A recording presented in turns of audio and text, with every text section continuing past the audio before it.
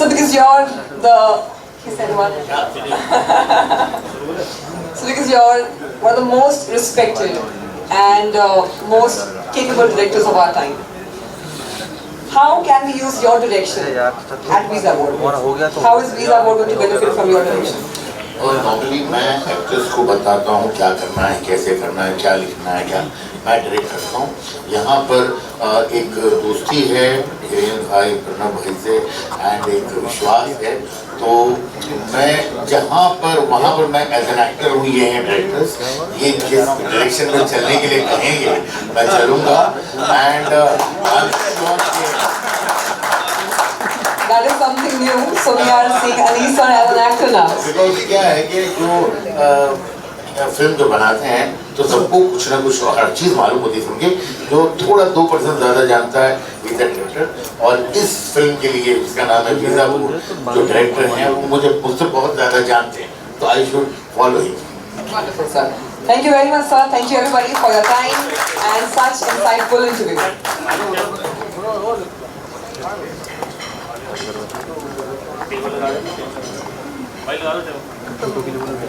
And now we'll have a quick press conference right here, where we are.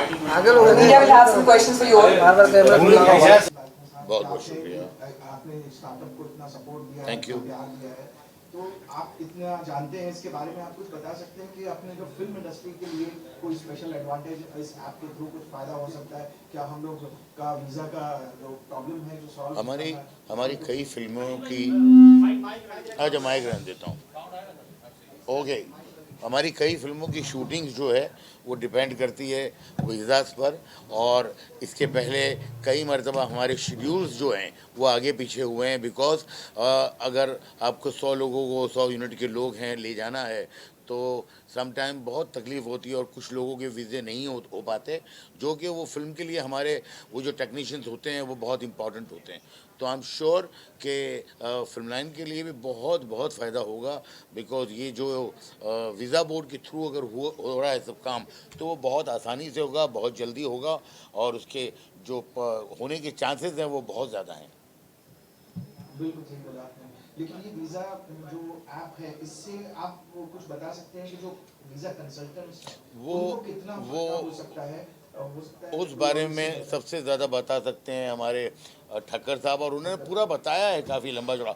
आप अगर ये एक sunset में समझना चाहते हैं तो थोड़ा सा बता दीजिए क्या है। तो इसका मेरा जो सवाल था जो नहीं पता चला मुझे, कि वो छोटे छोटे कंसल्टेंट जो ट्रैवल एजेंट्स हैं अपने ऑफिस स्पेस में बैठकर काम करते हैं, क्या वो लोग भी आपके ऐप का इस्तेमाल कर सकते हैं? और क्या उनको ऐप के थ्रू ही होता है या कंप्यूटर के थ्रू होता है? और कोई किस तरीके से उनका मैसेजिंग आती है कि ये ऐप ये वीज़ा प्रोसेस हो गई, पास हो गई? इसके बारे में अगर आप कुछ थोड़ा सा इलाबोरेट कर सकते हैं। ये एक्चुअली जो आपने क्वेश्चन पूछा है ना, वो बहुत ही बर्निंग इशू है एट द मोमेंट, कि जितने भी वीज़ा कंसल्टेंट हैं इसमें वीज़ा कंसल्टेंट के 2 टाइप है, एक एजुकेशन कंसल्टेंट है और एक ट्रैवल कंसल्टेंट है। तो जितने कंसल्टेंट इस इंडस्ट्री के अंदर काम करते हैं, तो उन लोगों को ये वीज़ा बोर्ड जो कंपनी है, जो अपना डिजिटल प्लेटफॉर्म है, वो पूरा वीज़ा असिस्टेंस के अंदर हेल्प करते हैं, रैपिड SOP के अंदर हेल्प करते हैं। हमारा आर्टिफिशियल इंटेलिजेंस टेक्नोलॉजी है जिनके थ्रू उन लोगों का SOP कुछ ही मिनट के अंदर बन जाता है। हमारा पूरा एक जो वीज़ा कंसल्टेंट का कम्युनिटी का वॉल है, जहाँ पे वो लोग आके अपना जो प्रमोशन है वो कर सकते हैं, डे टू डे प्रमोशन कर सकते हैं फ्लायर्स के साथ। उसके बाद उनका अगर कोई इवेंट है, तो आज मैं पंजाब में कंसल्टेंट हूँ लेकिन गुजरात में कौन सा इवेंट चल रहा है मुझे नहीं मालूम है, तो वो अगर वीज़ा बोर्ड के प्लेटफॉर्म पे आके उनका इवेंट अगर वहाँ पे रजिस्टर करते हैं, तो गुजरात के भी कंसल्टेंटों के पास से उनको रिस्पांस मिलेगा। तो जैसे आपने बोला कि एजुकेशन कंसल्टेंट है और जो ट्रैवल कंसल्टेंट है, सभी कंसल्टेंटों को इन वीज़ा बोर्ड से फ़ायदा होगा। हमारा पोर्टल भी है और मोबाइल ऐप भी है, दोनों हैं। इसमें जो डेटा कैप्चर किया जाता है वो डेटा एक कॉन्फिडेंशियल डेटा होता है, उसको अगर कहीं से मिसयूज हो जाएगा तो उसको सिक्योर करने के लिए आपने क्या स्टेप्स ले रखे हैं? हमारी किसी गलत हाथ में नहीं आ जाए। हाँ जी, वो जो हमारी कंपनी है जो visa board, we are the ISO certified company, so we are abiding all the rules and regulations of the Indian government and we have all those registration certificates which are required for the data accuracy. Very good question. Yeah. And what are the business visas and travel visa, the tourist visa? There are different types of visas. So how does AI use their intelligence to make it easier for the people to apply the visa in the right sector? उसके बारे में कुछ बता। Right अभी जो visa के लिए जो लोग अप्लाई करते हैं, जैसे स्टूडेंट वीज़ा होता है, विजिटर वीज़ा होता है, then there is a super visa, then there is scan plus visa, then there is student dependent visa, then there is dependent visa. तो ये जो सारी कैटेगरीज हैं जो कि हमारे वीज़ा बोर्ड पोर्टल के ऊपर अवेलेबल है, जिनके अंदर हम असिस्टेंस दे रहे हैं, और with the help of technology they will be able to seamless their entire process. Mister Gopalani, एक आपके लिए क्वेश्चन के ये वीजा बोर्ड के ऐप से नहीं, इसकी जरूरत नहीं। रेवेन्यू कैसे बढ़ सकती है ट्रैवल एजेंट की? उनके लिए क्या बेनिफिट्स आ सकते हैं?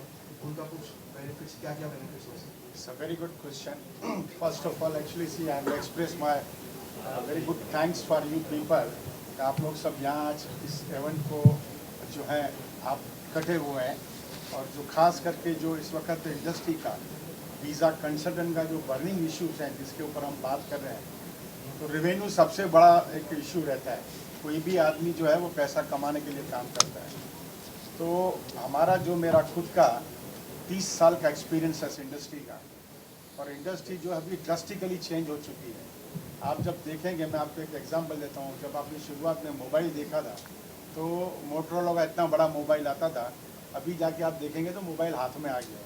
तो वो चीज़ जो है हर इंडस्ट्री में हुई है, जो चेंजेस हुई है टेक्निकली हर इंडस्ट्री में हुई है। तो इस इंडस्ट्री का जो बर्निंग इशू था, आज मैं देखता हूँ इंडिया के अंदर इतने सारे कंसल्टेंट हैं, एवरी नुक एंड कॉर्नर हर आदमी बैठा हुआ है। उसके पास नॉलेज है या नहीं अलग बात है, इंडस्ट्री का नॉलेज है कि नहीं, लेकिन वो दुकान खोल के बैठा है। तो दुकान खोल के बैठा है तो वो 2 आदमी रखेगा, कहीं ना कहीं उसको तो दिखाना तो है ना। 2 आदमी लेके बैठेगा, वो आएगा, तो होता क्या है कि मान लो कि कोई केस आया, अब उसे वो केस के बारे में मालूम नहीं है, तो टाइम लग जाता है, उसकी वजह से उसका जो नाम है वो ख़राब होता है। हमने क्या सोचा कि इकोनॉमी तो कंटिन्यू करनी है, तो हमने हर आदमी का सॉल्यूशन ऐसा किया कि हमने कम्युनिटी प्लेटफॉर्म बनाया। इस पर जो हमारा वीज़ा बोर्ड है उस पर हमने कम्युनिटी प्लेटफॉर्म बनाया है, जिसका रजिस्ट्रेशन टोटल फ्री है, 1 रुपया भी हम रजिस्ट्रेशन का नहीं लेते हैं। अभी मान लो कि एक आदमी यूके के लिए वो अपना जो है एडमिशन का कर रहा है या ट्रेवल का कर रहा है, दूसरा आदमी जो है वो जर्मन के लिए कर रहा है। अब यूके वाले को जर्मन का मालूम नहीं है कि क्या करना है, तो कम्युनिटी में जब वो अपने फ्लायर्स डालते हैं कि मैं यूके का करता हूँ, मैं जर्मन का करता हूँ, इस तरह से उनको एक तो एक्सपोजर मिल गया रेवेन्यू का। आदमी जो जर्मन का करता है यूके भी कर सकता है, ऑस्ट्रेलिया भी कर सकता है, कनाडा भी कर सकता है। तो जो रेवेन्यू के जो उसको जो ऑप्शंस थे वो हमने बड़ा कर दिया। दूसरा कि एक आदमी अगर समझो जो कॉस्ट होती है, आज किसी के पास 2 एप्लीकेशन है तो उतने आदमी लगेगा, कल को के 10 एप्लीकेशन आ गई तो आदमी को बढ़ाना है, फिर 0 आई, तो उसका जो कॉस्ट है, देखो cost saving is also revenue generation. हमने उसकी कॉस्ट है ना बिल्कुल 0 कर दिया। उसे करना क्या है, उसका जो भी कुछ आया सीधा ऑनलाइन प्लेटफॉर्म पे डाल देना है, और आर्टिफिशियल इंटेलिजेंस जो हमारे अलस्टर अभी जो है टेक्नोलॉजी, उससे उसको जो अभी सर ने बताया कि महीनों के काम जो है वो घंटों में हो जाते हैं। अब जो महीने की कॉस्ट है वो आपको घंटों में से आपका रिजल्ट मिल गया, तो आप फोकस किस पे करेंगे, बिजनेस पे करेंगे। सो दैट वे आज अगर आप 2 क्लाइंट को सर्विस दे सकते हैं तो हमारे इस प्लेटफॉर्म से आप 10 लोगों को दे सकते हैं, 100 लोगों को दे सकते हैं। तो जो आपकी इनकम 2 लोगों की है, it will convert into 100 people. So that is the way of generating and enhancing the revenue. बहुत ही वेरी वेल एक्सप्लेन। पीछे आपकी बहुत मेहनत दिखाई दे रही है, मैंने अभी आपको देखा तो उसके अंदर जो दिखाई दे रहा है उसमें बहुत मेहनत रही है आपकी। आपने बहुत सारी रिसर्च की होगी, बहुत सारे आपको चैलेंजेस आए होंगे, उसके बारे में अगर आप कुछ बताएं और कुछ सक्सेस स्टोरीज के बारे में अगर सर हमने जो है ना, हम खुद जो है इस इंडस्ट्री में एज अ एजेंट कंसल्टेंट है। हमारी खुद की अपनी एक कंसल्टेंसी है सुप्रीम इंटरनेशनल के नाम से, जहाँ पे हम लोग स्टूडेंट की वीज़ा करते हैं, अलग अलग जो है हम उस पर ऊपर काम करते हैं। तो ये हमारा खुद का पेन था 17 साल से हम काम कर रहे हैं और 17 सालों में हमने देखा कि होता क्या है, ये एक ह्यूमन जो है वीकनेस है। कोई भी आदमी जब कंपनी में 4 साल या 3-4 साल जूना हो जाता है ना, उसको क्या लगता है कि कंपनी मेरे बगैर चल ही नहीं सकती। उसका एक ये ह्यूमन टेंडेंसी है। तो वो क्या होता है कि जब हमारा काम बढ़ता है, हम उसको बोलते हैं कि भाई ये अभी काम आपको करना है, वो आके क्या बोलता है, सर मेरा तो सैलरी बढ़ा दो, नहीं तो मैं कल से नहीं आने वाला। That's a big issue. और वो इतना हेडेक था कि मुझे जो बिजनेस करना था कि भाई मुझे साल का टारगेट था कि 200 स्टूडेंट करने हैं, मैं 50 नहीं कर सकता था। क्यों? कि सुबह आ जावे, मैं सर कल से नहीं आ रहा हूँ, मेरी सैलरी बढ़ा दो, मेरी तो मदर बीमार हो गई, मेरा ये हो गया। So this was the human problems. Labour का इतना इशू था। और उस दिन हमने सोचा, हिरन और हम बैठे और हमने कहा कि हिरन, इस इंडस्ट्री में अगर हमें आगे जाना है तो ये जो ह्यूमन हिंड्रेंसेस है ना, इसको ऑटो में कन्वर्ट करो। तू कल से क्यों, आज से अभी चला जा। This is the solution I have made. अभी हमें कोई ऑफिस में बोलता है ना सर कल से नहीं आऊंगा, वो डर हो गया उनको कि अब तो मुझे आना ही है। अभी मैं आपको कल का एक केस बताता हूँ। कल एक एम्प्लॉय ने आके हमको बोला कि मेरे को तो ये चाहिए। अरे भाई तेरे को नहीं देने का, चली जा। फिर शाम को आके रोने लगी। हाँ मतलब कोई भी था, शाम को आके रोने लगे। हमने कहा कि भाई तुम्हारा रोना धोना देखें कि हम अपना बिजनेस देखें। तुम्हारी जगह अपनी सही है, हम आपको सब फैसिलिटी देते हैं। See we are ready to facilitate you in all the manner, but business का मालिक मैं हूँ। और आप अभी कैसा मालूम है, जैसे अभी मेड सर्वेंट होती है ना, अगर आपके यहाँ मेड नहीं आई तो खत्म, पूरा घर मेड हो जाएगा। इसमें अगर आपके पास एम्प्लॉय ने ये कर दिया ना, वो सॉल्यूशन मैंने वीजा बोर्ड से लिया। हमने 3 साल इसके ऊपर मेहनत की। हम कम से कम 50 IT लोगों को मिले, हमारे प्रॉब्लम सॉल्व करते। देखो मार्केट में आने से पहले हमें बहुत कुछ रिसर्च करना पड़ता है, बहुत सारी चैलेंजेस को एक्सेप्ट करना पड़ता है। सो दिस वे हिरन और मैंने दोनों ने बैठ के बहुत रिसर्च किया। डे बाय डे हम जो है उस पर काम करते गए। हम अपना बिजनेस भी करते थे, ये भी करते थे। और इस तरह से आज ऊपर वाले की दुआ से, बज़मी साहब के सपोर्ट से, आप लोगों की जो है दुआएं हैं, आज हम इस लेवल पे पहुंचे हैं। और मैं आपको बताता हूं, ये इंडिया का पहला ऑनलाइन प्लेटफॉर्म है। We are the first company. और इसके अंदर एक और मैं आपको बताऊं, हमारा सबसे जो ट्रांसपेरेंसी का मामला है, उस ट्रांसपेरेंसी के लिए हमने क्या किया मालूम है? किसी को अगर इसके अंदर का अलग अलग सिस्टम है, हमने यहाँ तक बोल दिया कि किसी को अगर हमारी सर्विस समझ में नहीं आई ना, तो we are ready to return their money, पैसा हम वापस दे रहे हैं। तो this is the kind of transparency we have in this system. क्या बात। हेलो अनीस भाई, नरेंद्र गुप्ता। हाँ सर आप फिल्म इंडस्ट्री से जुड़े हैं और अक्सर मेकर्स फॉरेन में जाके शूटिंग करना पसंद करते हैं, और जैसे आपने स्वीकार किया कि उनको वीजा में बहुत सारी तकलीफें आती हैं, तो आप ये ऐप वीजा बोर्ड को फिल्म इंडस्ट्री तक कैसे पहुंचाएंगे कि उनको ज़्यादा से ज़्यादा बेनिफिट मिले? देखिए मैं यहाँ हूँ तो सबसे पहले शुरुआत मैं अपने घर से करूँगा। जो भी मेरी नेक्स्ट शेड्यूल शूटिंग अगर बाहर होगी तो सबसे पहले मैं उन्हें ये कहने वाला हूँ कि भाई यहाँ से देखिए आप। और जब उन्हें मालूम पड़ेगा कि ये काम जो इतना मुश्किल था और इतनी आसानी से होता है, तो आई एम श्योर कि ये धीरे धीरे बात फैलेगी। एंड कोई भी जल्दी नहीं है हमें, इसलिए कि बहुत सोच कर, बहुत समझ कर, बहुत मेहनत करके यहाँ तक ये कंपनी पहुँची है। तो इसके आगे भी जो है बहुत सोच के, समझ कर, बहुत इसका अच्छा फ्यूचर करना है। तो वो मुझे लगता है कि अगर हम ठीक से काम करें तो अपने आप ही हो जाएगा।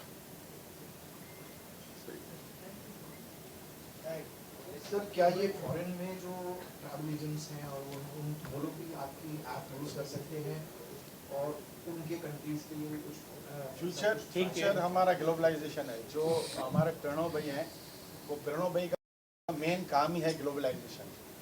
हम इनके विजन से ही आगे आए हैं। हमारे जो प्रणव भाई हैं, सबसे पहले इन्होंने ये विज़न देखा था कि इस इंडस्ट्री को हमें ग्लोबलाइजेशन करना है। अभी हमने इंडिया लेवल से शुरू किया है। देखो जब ग्लोबलाइजेशन की बात करते हैं तो वहाँ पे रेवेन्यू के बहुत इशू आते हैं, क्योंकि वो पेमेंट डॉलर में आएगी।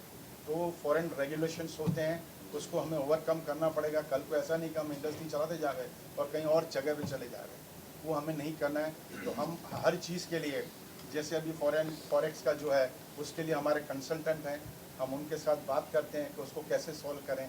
तो हर मैटर पे हम काम कर रहे हैं और हमें पूरा यकीन है कि आने वाले कुछ दिनों में, मतलब मैं समझता हूँ 1 आध साल जो है ये हमें लगेगा, लेकिन we are going to be a globalization. ये हमारा पूरा विजन क्लियर है। कुछ एल्स्टर टेक्नोलॉजी या कुछ और टेक्नोलॉजी जो उसके बैकएंड में काम कर रही है, उसके बारे में अगर आप कुछ बता सकें। जो अल्स्टर टेक्नोलॉजी है वो एक जनरेटिव एआई टेक्नोलॉजी है, ठीक है। वो माइक है ना, आप जस्ट कैरी द माइक।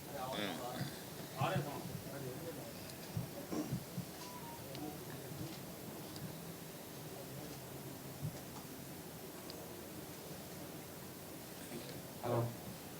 जो अल्स्टर टेक्नोलॉजी है वो एक आर्टिफिशियल इंटेलिजेंस टेक्नोलॉजी है जिसके थ्रू हम रैपिड एसओपी जो है वो जनरेट करते हैं। 10,000 रुपये खाली कंसल्टिंग लेते हैं वो लोग, जबकि मेरी ये सब ऑनलाइन सर्विसेज जो है जो 299 से स्टार्ट हो, तो that way we are the cheapest in India. अभी ये एक्चुअली क्या जो वीज़ा कंसल्टेंट हैं जब वो देखेंगे और जो सर्विस को वो देखेंगे कि ये 29, मैं आपको बताता हूँ, एक आदमी को एक लड़का रखने के लिए आज की तारीख में कहीं पे भी रखोगे 20,000 से कम कुछ नहीं आता है, और वो 20,000 रुपये के अंदर उसको अगर 2-20 मतलब एडमिशन या स्टूडेंट का कुछ काम नहीं आया तो उसका तो खर्चा भी निकलना मुश्किल है। अभी क्या करना है उसको मालूम है?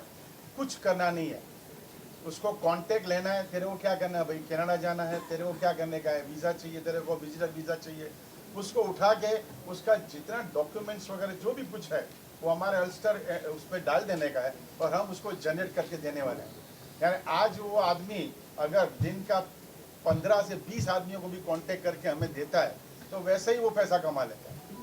तो सर ने जैसे सही कहा कि our the service starts from 299 rupees, so which is a very cost effective. Even if you go outside into the market, so any local person will normally charge you 10,000 plus rupees and that's all.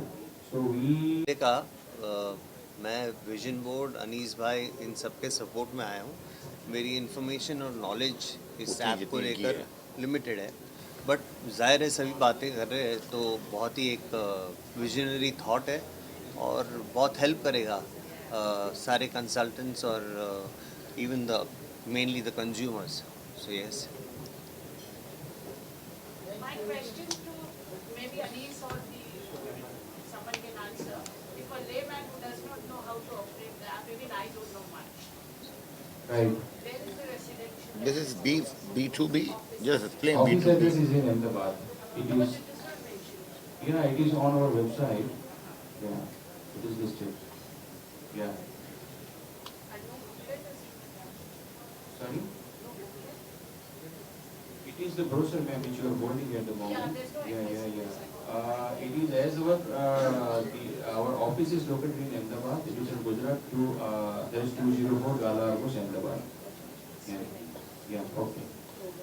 Thank you for the point to give to us. Next time we'll take care. Thank you. I think HSC website is mentioned. Yeah, already there is if you- digitally, morally we are promoting. layman. For a Yeah, layman. yeah, it's okay. I don't know. But, Yeah. ma'am, the another thing is Yeah. about it is all B2B, so normally our presence is digital. So we are not focusfully want the people to come to our office, so that is why the address is not much Mentioned. focused on Yes, this the is browser totally digital basically. platform. So it's a B2B oriented kind of a thing. Thank Anybody you. else is any other questions if anybody has? Thank you. थोड़ी देर में तो ये इसका चलता है। हाँ हाँ। या।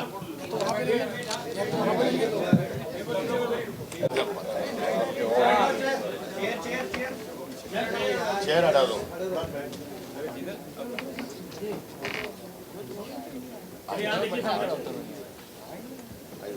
जैसे आप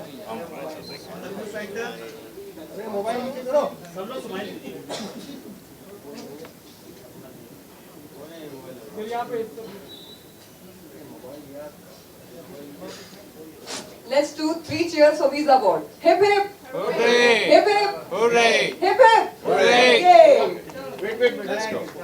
ले ले भाई।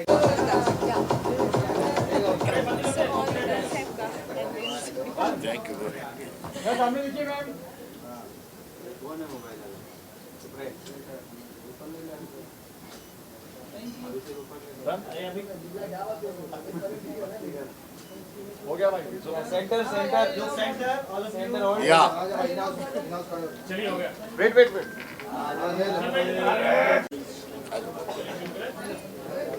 May I please request, you would like to know a little bit about your journey and how you contribute to the society and how your social media followers are getting to learn from you and grow bit by bit through your contribution. We'll start with you, ma'am. Okay, so I'm Anuja, and my journey was from a very different background. It was from the academics. I'm an engineer in MBA, and after that I switched into this film industry as a singer, as an actor, and it has been absolutely wonderful and exciting because this was what I wanted to do since ever. But that was always going on, like, not in a very professional manner, but with your studies, it was a secondary thing that we used to do, and it was very, very challenging. So challenging hota hai when you're from a background where it's full of, doctors and engineers and IAS officers, and suddenly, why the hell do you want to go into a film line or something? Silence in the background, please. So all of a sudden, why do you really want to switch into this industry? It's okay to keep it as a hobby and all of that. But then so a point comes and there's a time where you really do for yourself. And and here I am, and it's very relevant again. Inspiring story. A huge round of applause for her. Thank you so much. Thank you. Wonderful. And now you, ma'am, please. I'm Rupika Grover. I started my journey as a housewife. We would request a little silence in the background, please. Thank you. So I'll reintroduce myself. I'm Rupika Grover, and my journey has been probably an inspiration to all the women of my age.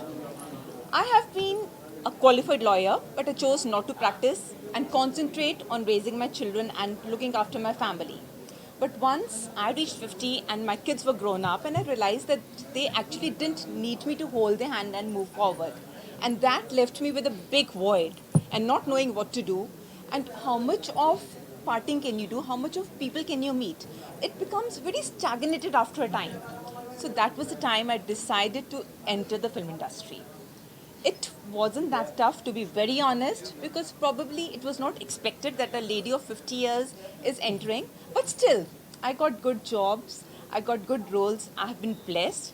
And 5 years down the lane, that is when I was 55, I again got a little bored and wanted to push myself out of my comfort zone. That is when I entered a beauty pageant and became the eldest contestant and the eldest winner. Today, I am Mrs. India 1 in a million, crowned, setting a world record at 55. Wow. That's such an inspiring story. She has the world record of being the eldest. She doesn't look her age though. The eldest Mrs. India we have ever had. Thank you so much for your contribution, ma'am. That is such an inspiring story for all of us. Thank you. And now you, ma'am, please. Hi, this is Astha Raval. It's really good to know that, she's someone who's the eldest Miss India. So the same, not same, but a journey from the opposite side I have.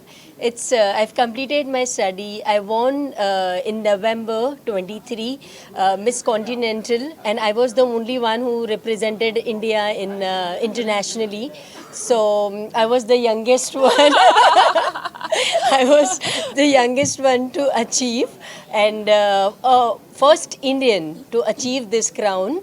Now I'm working for my movies, and the main thing what I am doing for the society, it's I am telling people to take care of mental health, which is very important. People are taking care, going gym, doing so many things, but yes, they are not taking care of their mental health, which is really very important. So yes, I am working on the awareness of mental health. Wonderful. That's very noble, ma'am. Thank you so much. Thanks. And now you, ma'am, please. Hi, this is Nikita Raval, and I'm an actor from last 10 years. I've done a movie called Garam Masala, Black and White, Hero the Abhimanyu, and my other movies coming also with Arshad Warsi in next 15 days. Also have done a 10-15 videos also at 2-3 South movies. For a society, the question is I have adopted 60 HIV positive kids. I have a foundation, a name called Asta Foundation, where I take care of like 376 families and I go every time to them. I just give them whatever I can do, like food, medicines, and other things. So my bit I do for the society, and yes, I'm working very happily in film industry. Thank you. That's such a wonderful story, ma'am. Thank you so much for doing that for the society. Thank you. And you, ma'am? Hi, I am Neha Singh, coming from Delhi. First of all, many congratulate to Visa Board. Many congratulations to Visa Board और and entire team आप लोग ने invite किया, thank you so much. मैं ज़्यादा नहीं कहूँगी, but yes, I am woman entrepreneur. I have my OTT platform, which name is Freizeit Media. It names derives from German, that means Free Time India. But short name is FZ Films, which is available on App Store, Play Store, browsing also, and now we are going to launch our TV app with a Jio. So this is the fastest growing regional platform all over the world without geo blocking. I am streaming all the broadcasting channels all over the world.